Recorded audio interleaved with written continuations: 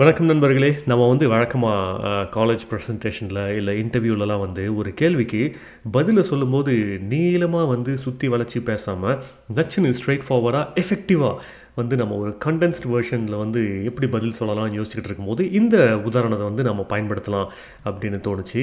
இந்த relative classes, அதாவது எஃபெக்டிவாக ஒரு சென்டென்ஸை ஃபார்ம் பண்ணுறதுக்கு இந்த ஹூ, தட், விச் அதெல்லாம் பயன்படுத்தி எப்படி பண்ணுறதுங்கிறத பற்றி தான் இன்றைக்கி நாம் பார்க்க போகிறோம். அதுக்கு முன்னாடி ஒரு சின்ன introduction. What is a relative clause? அப்படின்னா என்ன முதல்ல? A clause is a part of a sentence. A relative clause tells us which person or thing or what kind of person or thing that speaker means. அதாவது நான் ஒரு பொருளை பற்றி பேசும்போதோ இல்லை ஒரு ஆளை பற்றி பேசும்போதோ நான் குறிப்பிடுறது அவங்க எந்த மாதிரி ஆள், எந்த மாதிரி பொருள் அப்படின்றத குறிப்பிடுவது ஒரு சென்டென்ஸில், அதுதான் ரிலேட்டிவ் clause. உதாரணத்தை பார்த்தோம்னா நமக்கு ஈஸியாக புரியும். இப்போது last week we had a party and a lot of people came. Everybody enjoyed it. இதை தமிழாக்கம் பண்ணும்போது போன வாரம் ஒரு பார்ட்டி இருந்தது. அந்த பார்ட்டிக்கு நிறைய பேர் வந்திருந்தாங்க. யாரெல்லாம் வந்திருந்தாங்களோ அவங்களாம் நல்லா என்ஜாய் பண்ணாங்க. ஓகேங்களா? இதையே ஷார்ட் அண்ட் ஸ்வீட்டாக எப்படி சொல்கிறதுன்னு பார்த்தோம்னா, everybody who came to the party last week enjoyed it. யாரெல்லாம் போன வாரம் பார்ட்டிக்கு வந்திருந்தாங்களோ அவங்களாம் ஜாலியாக இருந்தாங்க. அவ்வளோதான்.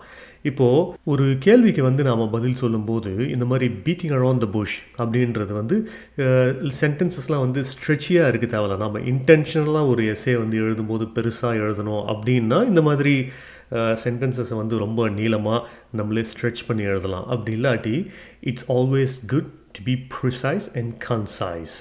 அதாவது சுருக்கமாக தெளிவாக சொன்னாலே போதும். எஸ்பெஷலி நீங்கள் இன்டர்வியூலாம் அட்டென்ட் பண்ணும்போது, இப்போது tell me about yourself, what's your hobby, what's your experience, இந்த மாதிரிலாம் கேள்விக்கு நீங்கள் you have to be spot on. நீங்கள் தெளிவாக கிளாரிட்டியோட பதில் சொல்லணும். நம்ம சும்மா வழ குழான்னு பேசாமல் it has to be very precise.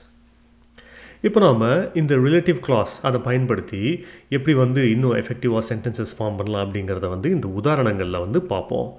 அதுக்கு முன்னாடி ஸ்ட்ரக்சர், அதாவது இந்த ரிலேட்டிவ் clauses எப்படி ஃபார்ம் பண்ணுறது அப்படிங்கிறத அதோட அமைப்பை முதல்ல பார்ப்போம். The woman who lives next door to me, அதாவது அந்த லேடி, எந்த லேடி? பக்கத்து வீட்டில் வசிக்கிறாங்க இல்லைங்களா, அந்த லேடி. இது who lives next door to me tells us which woman.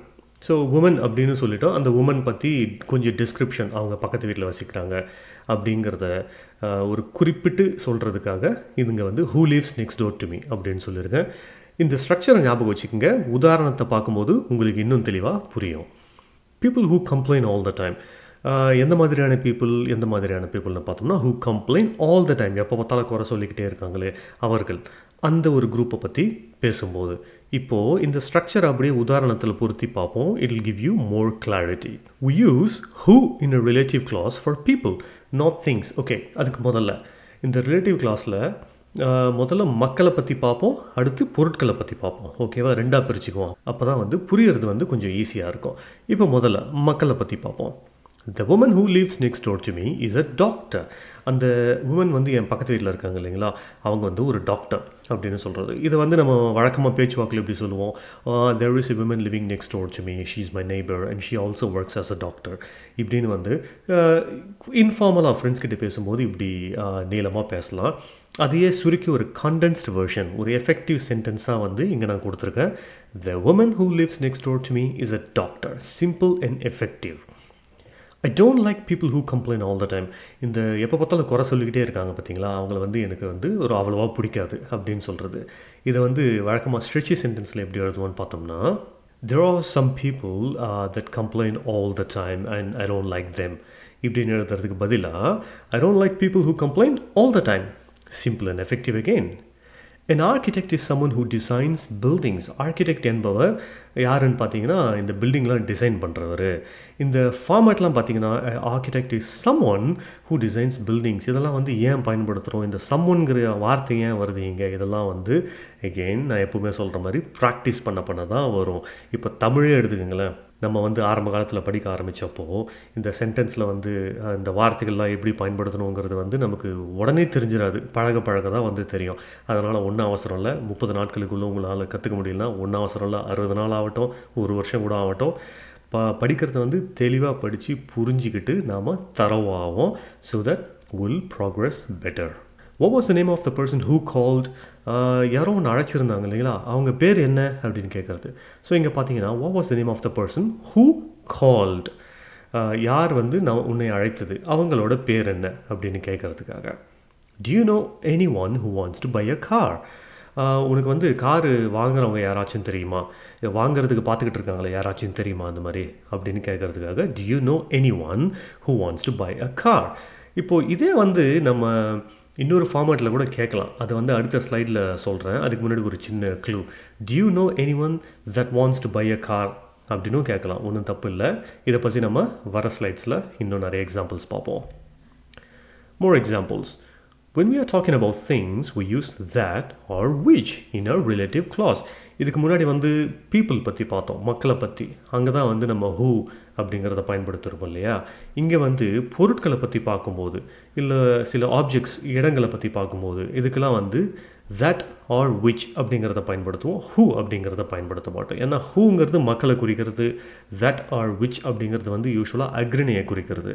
அதுக்காக வந்து இந்த திங்ஸ் பற்றி பேசும்போது அந்த ரெண்டுத்தையும் இங்கே பயன்படுத்துவோம். எக்ஸாம்பிள்ஸை பார்ப்போம். ஐ don't like stories that have unhappy endings. இந்த சோகமான முடிவு வர கதைலாம் எனக்கு அவ்வளோ பிடிக்காதுப்பா அப்படின்னு சொல்கிறது. Or stories which have unhappy endings. I don't like stories that have unhappy endings, அப்படி இல்லாட்டி விச் ஹேவ் அன்ஹாப்பி எண்டிங்ஸ், இப்படி ரெண்டுமே பயன்படுத்தலாம், தவறில்லை. அதே மாதிரி grace works for a company that makes furniture. அது எப்படி எழுதலாம் வேறு? Grace works for a company which makes furniture. ரெண்டுமே ஒரே பொருளை தான் குறிக்கும். இங்கே வந்து ஹூ மேக்ஸ் ஃபர்னிச்சர் அப்படின்னு வராது. இப்போது நான் வந்து ஒரு கம்பெனி பற்றி பேசாமல் grace works for Simon who maths furniture அப்படின்னு சொன்னாக்கா அது வேலிட். ஏன்னா வந்து கிரேஸ் யாருக்கு வேலை செய்கிறாங்க? சைமன். சைமன் என்ன பண்ணுறாரு? ஃபர்னிச்சர் பண்ணுறாரு.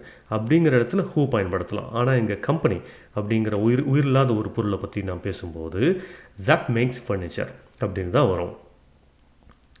அடுத்து the machine that broke down is working again now. அந்த மெஷின் வந்து ரிப்பேர் ஆகி போச்சு இல்லையா, கெட்டு போச்சு இல்லையா, அது வந்து திரும்ப வேலை செய்ய ஆரம்பிச்சிருச்சு அப்படின்னு சொல்கிறதுக்காக இந்த எக்ஸாம்பிளை கொடுத்துருக்கேன். அதே வேறு எப்படி எழுதலாம்? the machine which broke down is working again now அப்படின்னு எழுதலாம். It's a good example. And அவ்வளோதான் இன்றைக்கி. இப்போ நம்ம படித்ததை ஆஸ் யூஷுவல் நான் எப்பவுமே சொல்கிற மாதிரி இதோட கடந்து போகாமல் ப்ராக்டிஸ் பண்ணுங்கள். உங்களோட சொந்த சென்டென்சஸ் ஃபார்ம் பண்ணுங்கள். அப்போ தான் வந்து ஃப்ளூயண்ட்டாக ஆகுவீங்க. ஏன்னா வந்து நான் இப்போது சொல்லிட்டு போயிடுவேன், அடுத்த வாரம் உங்களுக்கு நான் சொன்னது எதுவுமே ஞாபகம் இல்லாமல் போயிடலாம், மறந்துடும். அது எல்லாமே நினைவில் இருக்கணும்னா நம்ம திரும்ப திரும்ப அதை வந்து டெய்லி கான்வர்சேஷனில் பயன்படுத்திக்கிட்டே இருக்கணும். அப்போ தான் வந்து நமக்கு நினைவு இருக்கும். உதாரணத்துக்கு ஒரு சைக்கிள் ஓட்ட கற்றுக்குறீங்கன்னா ஒரே நாளில் ட்ரைனிங் வீல்ஸ் வச்சு ஓட்ட கற்றுக்கிட்டு ஓகே இன்றைக்கி எனக்கு ஓட்ட வந்துருச்சு, நாளையிலிருந்து நான் ஓட்ட தேவையில்லை அப்படின்னு நினச்சோம்னா எவென்ச்சுவலி அது வந்து மறந்து போகலாம், இல்லை வந்து அந்த பழக்கம் விட்டு போகலாம். நம்ம கொஞ்ச நாளுக்கு ஃப்ளூயண்ட் ஆகிற வரைக்கும் அதை ப்ராக்டிஸ் பண்ணால் தான் லைஃப் லாங் அது வந்து நம்ம கூடவே வந்து இருக்கும். ஸோ அதுவும் இந்த லாங்குவேஜ் கற்றுக்கிறதும் அதே மாதிரி தான். நீங்கள் பழக தான் வந்து கடைசி வரைக்கும் அந்த நேச்சுரல் ஃப்ளோ உங்களுக்கு வரும். இல்லை பாதிலே வந்து இந்த எக்ஸாம்பிளை நிறுத்திட்டு போயிட்டிங்கன்னா இந்த மாதிரி ஒரு ஆப்ஷன் இருக்குது, சென்டென்ஸை பண்ணலாம் அப்படிங்கிற ஒரு விஷயமே ஒரு வாரத்துக்கு அப்புறமோ இல்லை சில நாட்களுக்கு அப்புறமோ மறந்து போக வாய்ப்பு இருக்குது. So please keep practising until you become fluent. Okay, அதுக்காக தான் இந்த கொஸ்டின் ஆன்சர் கொடுத்துருக்கேன். இந்த க்ளூவும் கொடுத்துருக்கேன் ப்ராக்கெட்டில். அந்த வார்த்தைகளை பயன்படுத்தி உங்களோட பதிலை தெரிவிங்க கமெண்ட்ஸில். அது சரியாக தவறா இல்லை வேறு எப்படி எழுதலான்னு என்னோட பதிலை நான் தெரிவிக்கிறேன். And that's it for today. Thanks everyone again and see you all in episode 29 soon. Bye.